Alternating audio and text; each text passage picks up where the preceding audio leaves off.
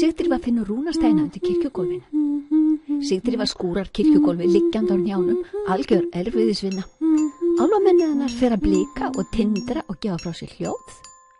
Fjölfur, álfamennið að segja þér að rúnasteina að finna undir gólfinu hér. Farðu varlega þegar þú reynir að komast að þeim.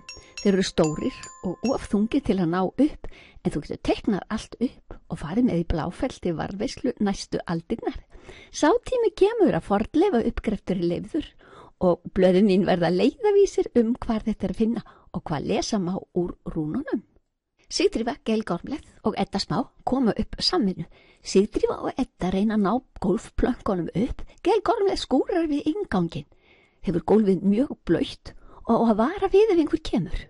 Komi einhver þykja Sigdrífa og Edda vera krjúpandi og biðjandi við Maríu líkneskið og fela opið í gólfinu. Það koma 3 menn. Geilgormleð gefur viðvörunina.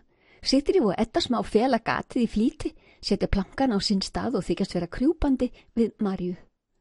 Þessir menn eru ekki að koma til kirkju til að biðjast fyrir.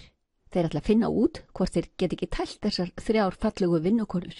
Telpurnar verða hræddar. Sigdrífa heldur álfamenni sitt og muldrar. Ó, bjargvætturinn mín, álfurinn minn, verndað okkur núna. Menninni detta allt í einu á blautu gólfinu. Þetta var ekki þægilegt fall. Stingandi augu Sigdrífu hrellað á. Ragnheiður kemur inn í kirkjuna. Meidduð ykkur? Var gólfið hált? Í snatri skríða mennirnir 3 að dyrunum og koma sér burt skíthræddir. Þeir pískara. Hún er göldrótt. Hún er norn, sáuði augun í henni. Líklega eru þær allar 3 nornir. Auðvitað fer pískrið út allt, en sem betur fer kemst það ekki biskupið til heyrna. Ragnheiður, svo heilög María stendur á rúnasteini, en yndislega viðeigandi eða yndislega óviðeigandi ef við viljum líta þannig á málið. Ég segi engum. Viljið þið alla vera vinkonu mínar?